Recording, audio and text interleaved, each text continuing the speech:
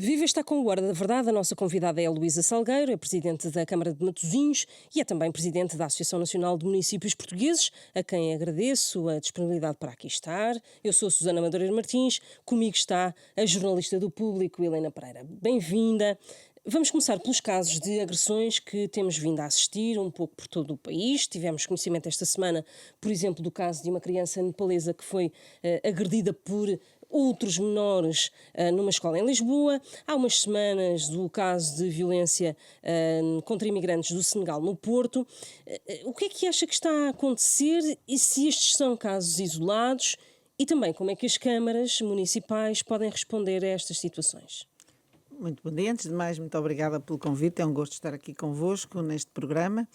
Em resposta à questão que me coloca, eu creio que estes são fenómenos, desejo que sejam fenómenos isolados, mas que têm associados um risco de extremar discurso relativamente a algumas situações que vivemos na nossa sociedade de uma forma mais próxima e em que as câmaras municipais podem ter um papel também porque somos a primeira porta de entrada e de resposta a estas pessoas que muitas vezes recorrem também aos nossos serviços, uma vez que as câmaras municipais passaram a ter competências na área social. O atendimento e o acompanhamento social é feito ao nível dos municípios, desde o último acordo da descentralização de competências, e temos muitas, quer os municípios, quer associações instaladas nos nossos territórios, têm em funcionamento os centros locais de apoio à população migrante, os CLEMs são da responsabilidade local, e é importante que exista uma melhor articulação entre estes centros, entre as respostas dadas pelos municípios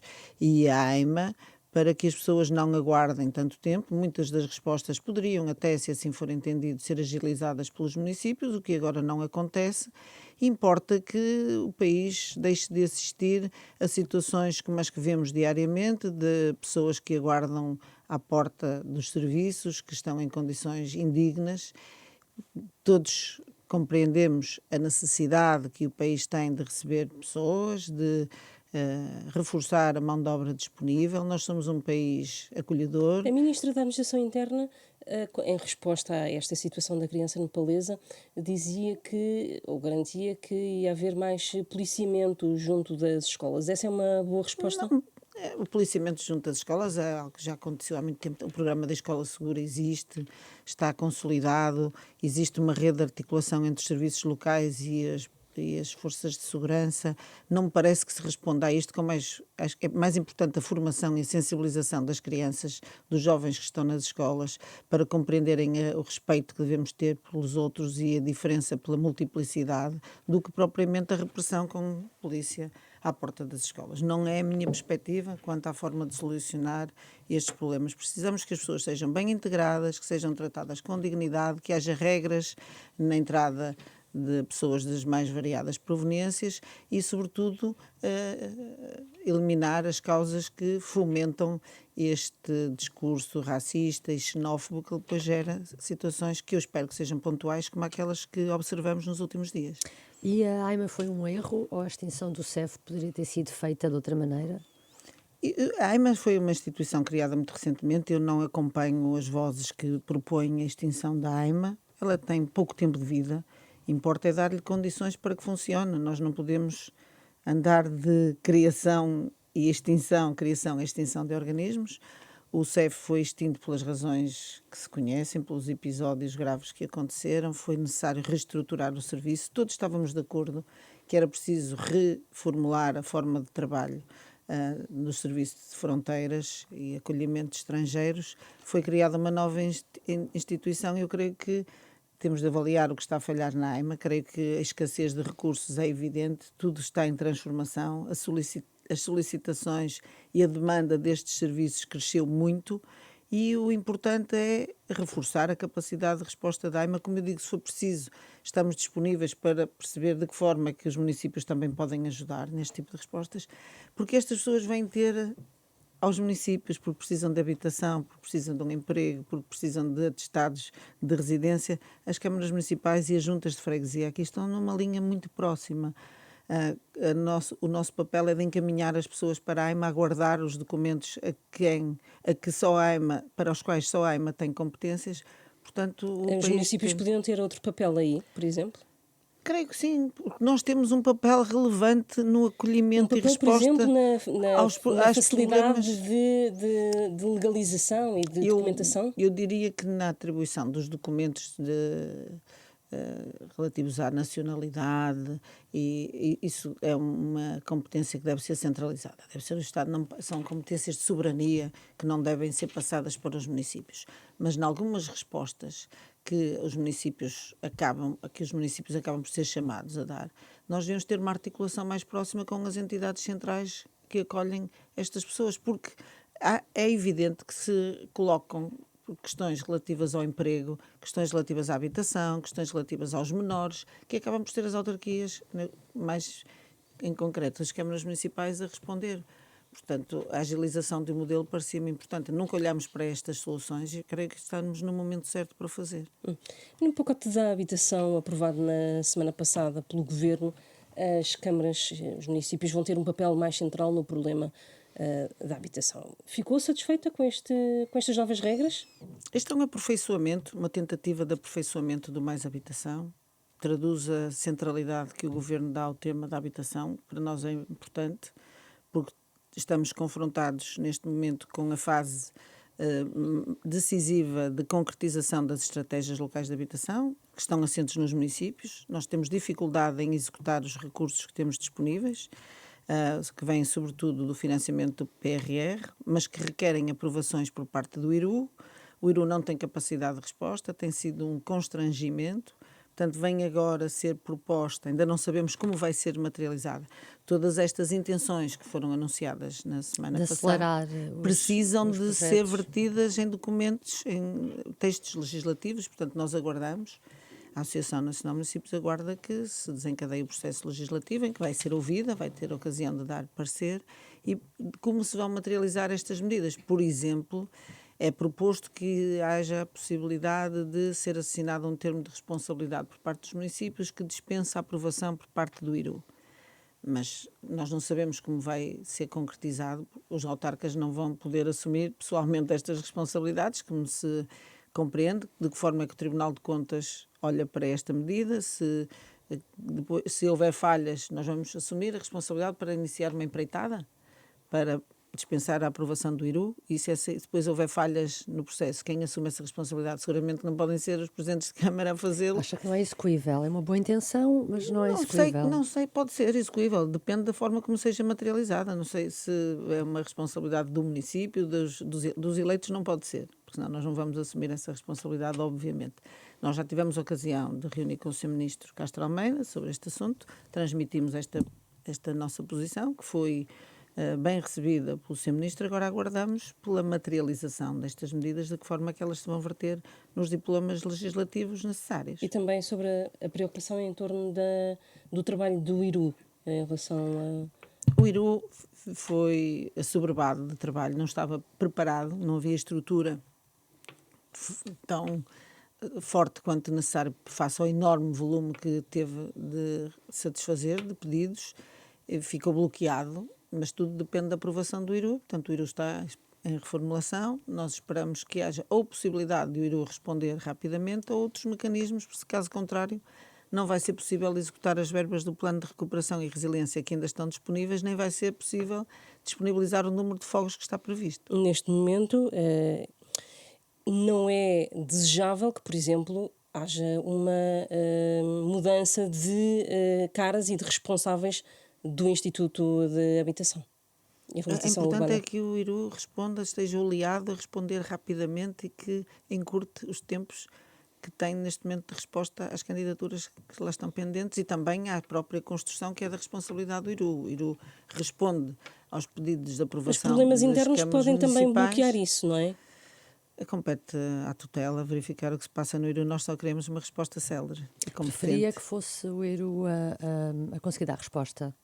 É um modelo que está previsto. Em vez desta desde solução. sempre. Isto é uma solução de recurso. O ideal, não faz sentido que sejamos nós agora, a meio do percurso, as regras estavam definidas desde o início, que nós preparávamos as candidaturas, o IRU analisava e aprovava, e agora estamos a fazer uma alteração de última hora de recurso que não pode trazer responsabilidade sobre os eleitos locais. não faz sentido e nós nunca poderíamos assumir. Portanto, não se pode resolver um problema criando um novo problema, este que deixa de estar sobre o IRU e passa a estar sobre os eleitos. A Associação de Municípios não pode acompanhar isso, depende da forma como ela seja materializada. Se não houver responsabilidade da nossa parte, nós podemos acompanhá-la. Temos, portanto, que aguardar dos termos do processo do modelo legislativo que vai ser apresentado. E há outras medidas destas medidas de habitação do novo governo sobre as autarquias. Por exemplo, as autarquias voltam a ter autonomia nas licenças de alojamento local. Sim. Foi uma reversão. As autarquias nunca deixaram de ter autonomia nas licenças, o que dependia, isso que convém deixar claro. O governo anterior disse que havendo identificação de muita pressão do turismo sobre a habitação, portanto, que ficavam suspensas as atribuições de novas licenças, ficando dependentes das cartas municipais de habitação. Competia aos municípios definir em que zonas havia mais pressão e menos pressão. Portanto, eram instrumentos que ficaram sempre na disponibilidade e na soberania das câmaras municipais. Eu, quando ouço dizer que as câmaras não tinham possibilidade de autorizar e que passam a ter, isso não corresponde à verdade. As câmaras tinham de aprovar as cartas municipais de habitação, definir a sua estratégia em termos da pressão Mas agora urbanística. fica mais simples, não é? Mas nós estamos a preparar as cartas municipais de habitação e faz sentido que dentro do próprio território se distinga, porque o município tem zonas de pressões distintas e há locais onde até faz sentido haver alojamento local para estimular a atração de pessoas e outros no mesmo município em que isso não faz sentido. Portanto, a competência e a disponibilidade sobre essa decisão sempre esteve na esfera dos municípios. Claro que agora passa a ser mais automático e obviamente que vamos continuar a correr o risco de haver mais alojamento local e menos habitação disponível nos locais de mais pressão turística. Outra das medidas foi dar a possibilidade às câmaras de identificarem imóveis do Estado e poderem propor a sua utilização.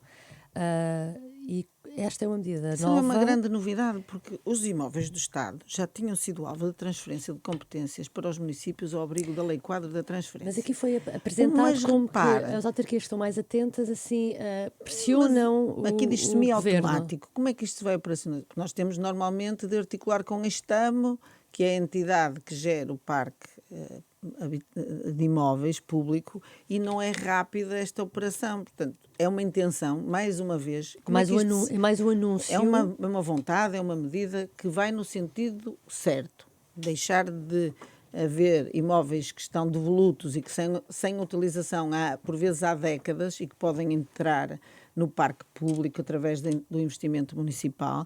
Isso é uma medida que vai no sentido certo, mas é preciso percebermos de que forma é que ela vai ser materializada. Caso contrário, continuamos a arrastar durante longos anos estes processos de negociação e não opera a transferência. Na prática não é rápido. Não tem sido rápido. Portanto, se houver alguma medida que nós não sabemos qual é, que permita que isto acelere, há de ir no bom sentido. Acha que pode ser uma mão cheia de nada este pacote de anúncios? Não quero dizer isso, não quero à partida dizer que não é um bom pacote. Acho que é importante e é uma medida no sentido certo de acelerar tudo o que for possível para que nós consigamos, o país cumpra os seus objetivos, quer em termos de execução financeira do PRR, quer em termos de disponibilização de fogos. Portanto, eu digo que, como disse no início, esta intenção do Governo vai no sentido que a Associação defende, que é acelerarmos os mecanismos e criarmos novos mecanismos, mas depende da forma como elas vão ser materializadas. Não quero usar essa expressão de uma mão cheia de nada, não. São intenções no sentido certo, esperamos que elas sejam bem materializadas e o Governo conta com a disponibilidade e vontade da Associação Nacional de Municípios para que elas sejam bem-sucedidas, que é isso que nos mobiliza a todos. Há aqui uma visão comum do Governo, dos municípios, que é trabalharmos em conjunto para eliminar as barreiras que ainda existem, aperfeiçoar, melhorar o que não estava a correr bem e rapidamente cumprirmos as metas e garantirmos que a população que está, muitas pessoas estão à espera de uma habitação digna e nós queremos que isso seja possível no mais curto espaço de tempo. Vamos à descentralização. A descentralização de competências não foi concluída na área da saúde. Quantas câmaras ainda não assinaram os autos? Menos de uma dezena, segundo sei. Não tenho, isto é uma informação que é ao dia, mas pouquíssimas câmaras que não assinaram os autos de transferência. Portanto, foi um processo das áreas mais difíceis. A mais complexa, diria que foi a da educação. Uhum. A da ação social anunciava-se como difícil, mas correu de uma forma muito tranquila. com grande robustecimento das respostas dadas a todo o país, e a da saúde está ainda em curso. A área da saúde é sempre mais difícil, atravessa e tenta ultrapassar muitas dificuldades que o SNS vive, e a descentralização é mais um dossiê, ficou ainda a meio, ainda temos... Mas já não tem volta. Não tem volta. O que aconteceu não pode ser, senão o país anda sempre num para-arranca que é prejudicial para todos. E as câmaras municipais estão alinhadas no caso da saúde, houve uma garantia que não aconteceu nas outras áreas, é que cada município só assumiu as competências quando assinou o auto de transferência. E nesse auto de transferência, cada autarca, cada município teve a ocasião de verificar se as condições no seu município eram compatíveis com os seus recursos e, portanto, houve essa válvula de segurança que foi introduzida, portanto, sobretudo na área da saúde, diria que não faz mesmo sentido, porque elas foram validadas município a município. Mas durante a governação de António Costa foi-se tão longe quanto se poderia ter ido na descentralização?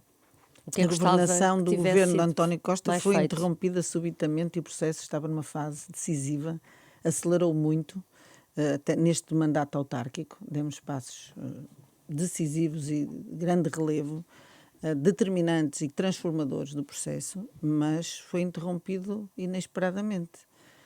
Não se pode fazer a avaliação de um processo que não teve condições para terminar no prazo previsto. Mas vencemos etapas históricas. Por exemplo, no que diz respeito à educação, no investimento que ficou decidido para a reabilitação dos estabelecimentos de ensino. Foi feito um acordo de 1.700 milhões de euros, que abrange 451 escolas, inédito, que permite reabilitar na íntegra o parque escolar em todo o país e suportado integralmente pela administração central, em que os municípios não têm de cobrir €1 que seja. Era uma grande reivindicação. Todas as escolas que estavam em más condições em termos de instalações, foram incluídas com 3 níveis de prioridade. Uma parte delas, o primeiro grupo, foi alvo de avisos no âmbito do PRR, 450 milhões de euros. Restam os mais de 1.300 milhões que agora compete a este governo cumprir o acordo. O acordo previa um financiamento através de um empréstimo com o Banco Europeu de Investimentos, do Orçamento de Estado e do 2030. Portanto, agora que estão a ser fechados os acordos para o primeiro grupo, que é do PRR, importa rapidamente abrir as linhas de financiamento para os restantes, porque sabemos que as verbas foram rapidamente esgotadas, há muitas escolas que não vão ser abrangidas, algumas delas classificadas como muito urgentes e que não vão caber nesta primeira linha do PRR. Portanto, este governo, o Sr. Ministro Castro Almeida disse que está aqui para cumprir o que estava acordado. Portanto, a Associação Nacional de Municípios espera que o plano que assinou, o compromisso que assinou com o anterior governo, que seja rapidamente posto em marcha por este governo. Ele não disse quando? Não ficou... Não tem datas, eu penso que está previsto agora o acordo com o Banco Europeu de Investimentos, esperamos que seja muito rapidamente, sobretudo porque já há muitas candidaturas que foram apresentadas até ao final do mês de abril, e já não são suficientes e já está tudo pronto. Nós tivemos que acelerar muito, foram feitas centenas de projetos, já cumprindo as novas regras de eficiência energética, alocamos muitos dos nossos recursos e o país não pode parar e não pode ser interrompido pela mudança do governo. E o referendo à regionalização? O atual Primeiro-Ministro afastou essa hipótese que está prevista na Constituição. Qual é a posição da Associação Nacional de Municípios? A posição da Associação Nacional de Municípios é clara, tomámos-la já 2 vezes nos congressos.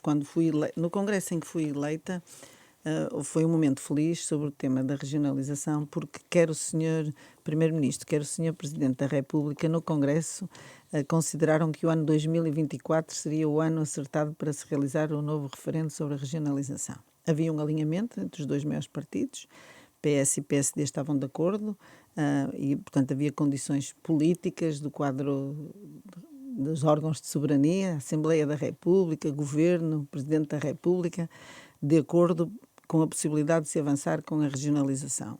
No primeiro momento do mandato, enquanto líder do PSD, do Dr. Luís Montenegro, ele anunciou que com este PSD que não haverá regionalização. Agora que está no governo, parece-me ainda mais difícil que ela aconteça, portanto o país vai continuar haver este processo adiado, que é prejudicial do ponto de vista da Associação Nacional de Municípios. Mas vou continuar a pressão. Vamos continuar da nossa perspectiva. Até porque há muitos autarcas do PSD que desejam... concordam, até há autarcas que no anterior referendo tomaram posição contra a regionalização e que, entretanto, já reviram a sua posição e concordam. Também há autarcas que continuam a não defender a regionalização, são minoritários, portanto, era importante ouvir a população sobre esta vontade. Mas, entretanto, também não ouvimos o atual primeiro-ministro, como primeiro-ministro, falar disso. É uma boa pergunta para se colocar ao Sr. Primeiro-Ministro se ele já reviu a posição e se já ouviu designadamente o seu Ministro da Coesão. E o Sr. Ministro da Coesão parece-lhe que possa ter uma abertura para um referendo? Creio que sim. O Sr. Ministro da Coesão, para além de ser ex-presidente da Câmara, tem uma visão relativamente à regionalização diferente da do seu Primeiro-Ministro. Pode ser que no Governo haja o bom senso de alinhar com a opinião da Associação Nacional de Municípios. Vamos para o orçamento do Estado. Fica satisfeita que Pedro Nuno Santos vá ao encontro daquilo que defendeu há uns meses? Admitiu aprovar o orçamento do Estado numa entrevista à SIC, Pedro Nuno Santos. Já há aqui um passo em frente que foi dado? Eu, quando fui questionada sobre a atitude que o Partido Socialista deveria ter, a minha opinião foi de que deve haver uma perspectiva de diálogo que, naturalmente, tem de ser liderada pelo Governo. O Governo está assente num apoio parlamentar com a mesma expressão do PS. Portanto, ao governar tem de ter a consciência que não pode fazer isoladamente sem acolher a perspectiva do PS, se quer ter algum apoio da parte desta bancada.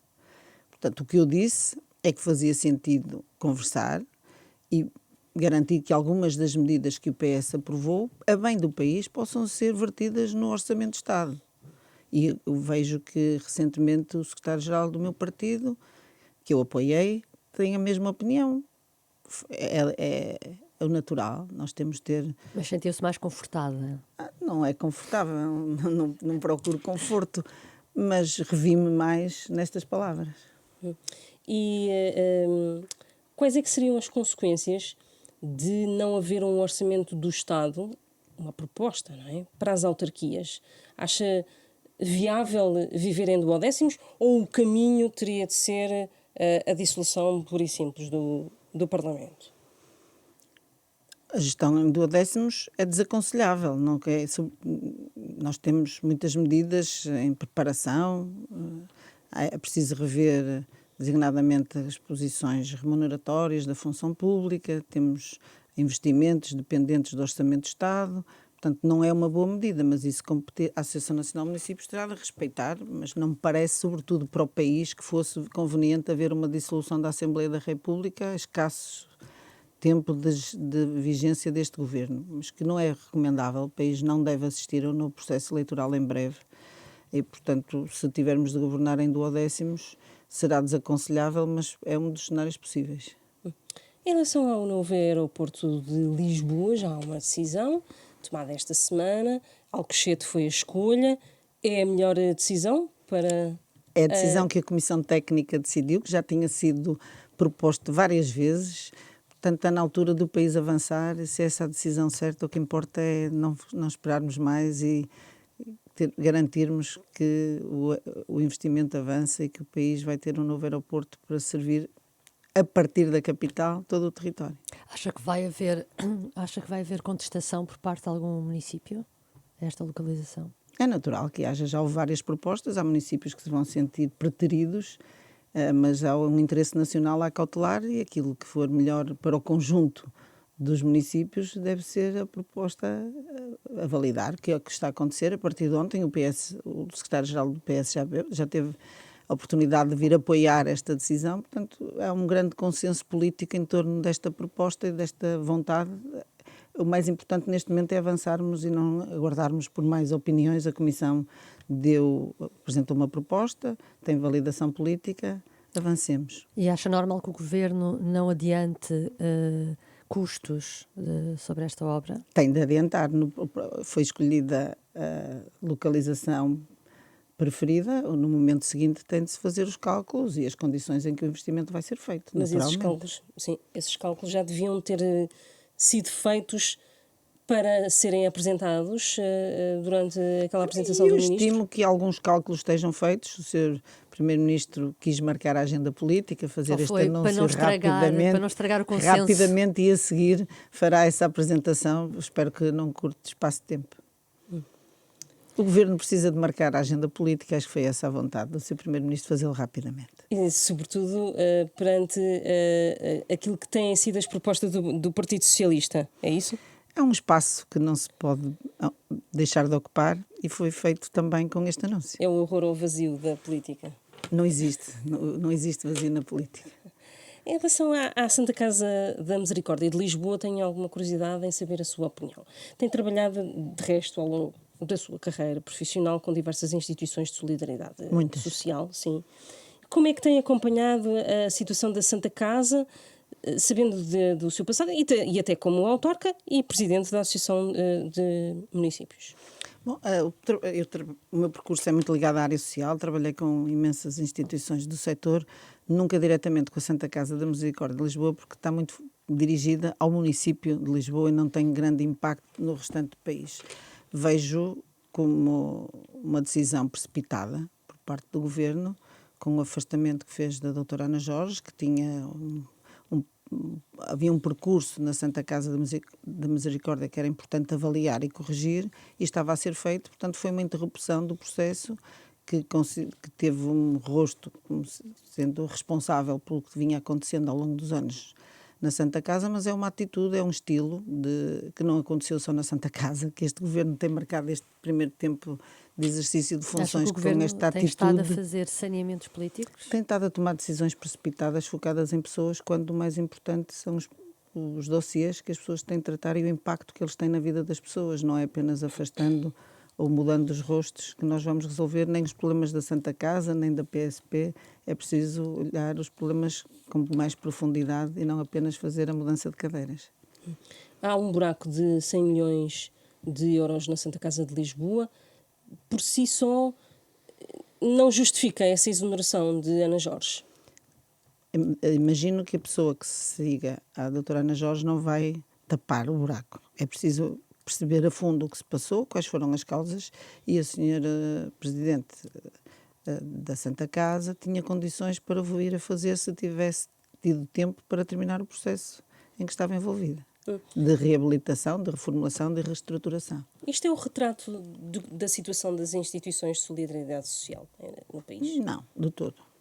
As instituições de solidariedade social têm Queixam-se sempre muito dificuldades de falta de financeiras, meios, não é? claro, mas repara, as instituições de solidariedade social vivem sobretudo das prestações do Ministério do Trabalho e Solidariedade Social, das comparticipações que têm por utente, ou por idoso, ou por criança, ou por pessoa com deficiência, que ficam sempre aquém das reais necessidades. Portanto, há sempre uma parte que é suprida pelas próprias instituições, que têm também muito apoio ao nível dos municípios, mas que frequentemente, para fazerem investimentos, para acudirem a pessoas que vão para além da lista de espera, por exemplo, a área do apoio domiciliário normalmente é muito deficitária, há muito mais pessoas abrangidas do que aquelas que estão englobadas nos acordos de cooperação, e as instituições que estão próximas das pessoas e lhes conhecem os rostos acabam sempre por responder às necessidades, independentemente da cobertura financeira. Portanto, é natural, eu diria quase, usando mesmo esta expressão natural, que elas não tenham boa solidez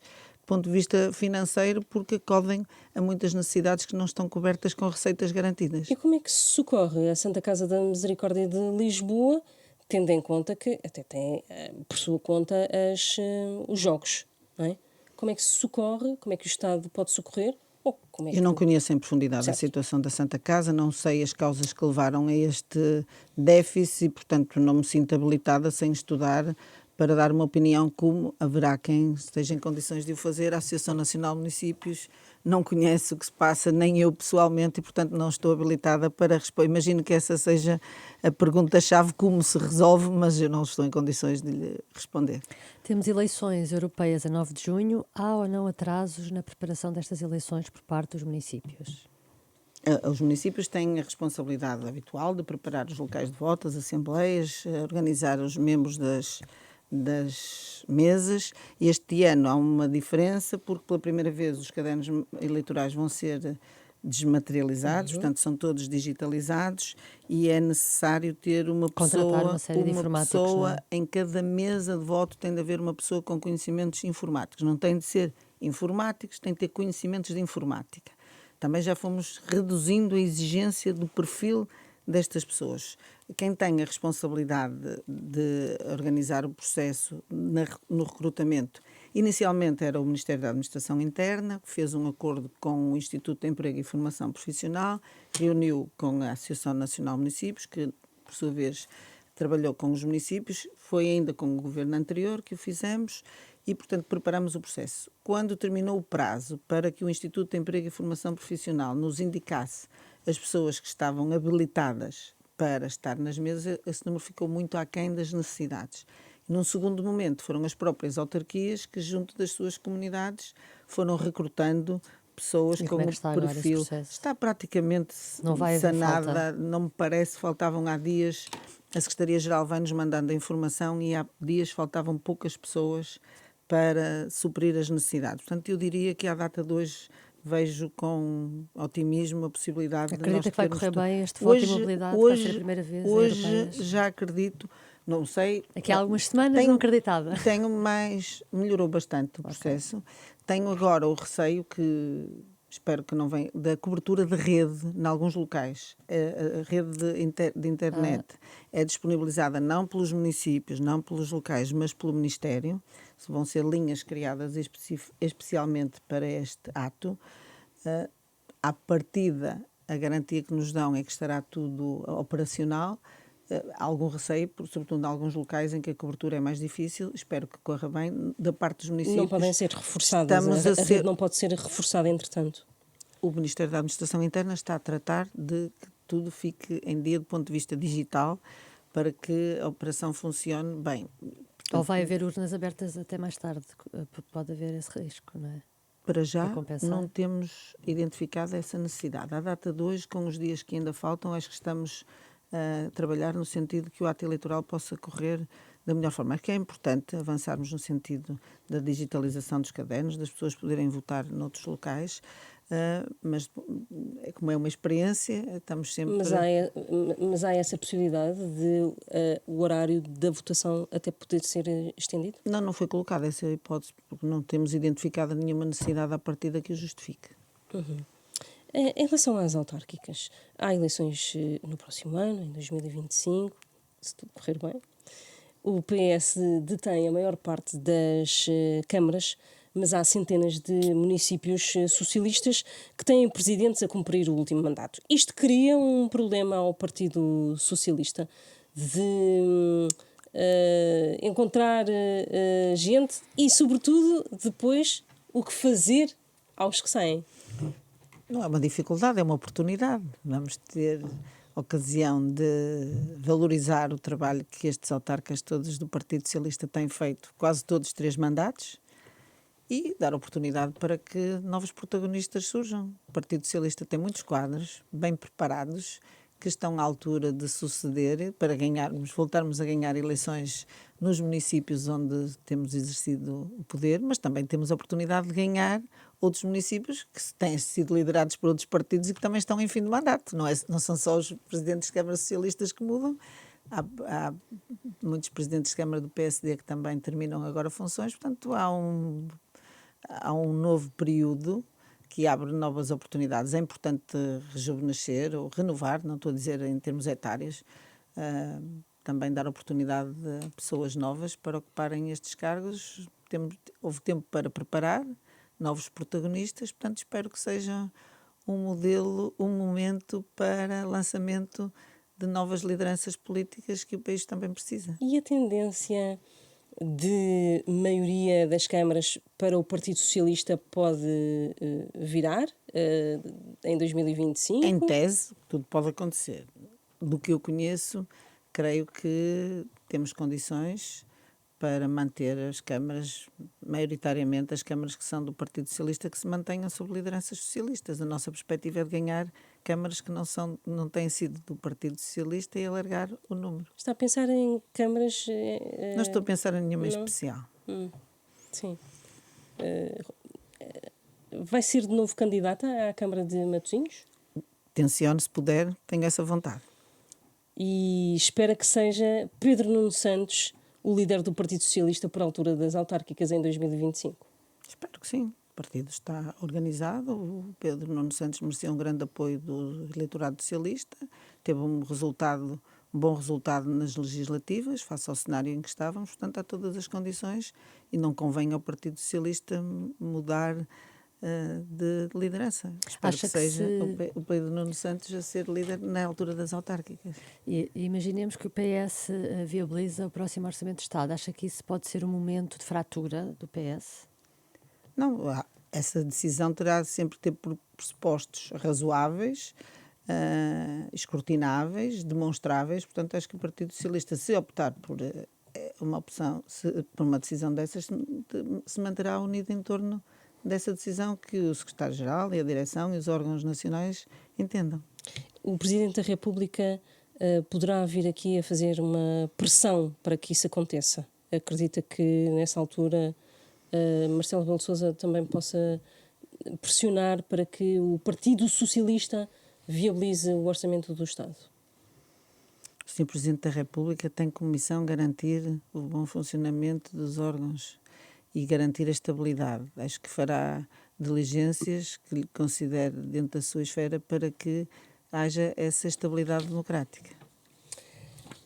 Está assim terminado este Hora da Verdade. Estivemos à conversa com Luísa Salgueiro, Presidente da Câmara de Matosinhos, Presidente também da Associação Nacional de Municípios Portugueses, a quem agradecemos de novo a disponibilidade para estar aqui neste programa. Tivemos ajuda na gravação de som de Rui Glória e também na gravação vídeo de Beatriz Pereira. Regressamos na próxima semana.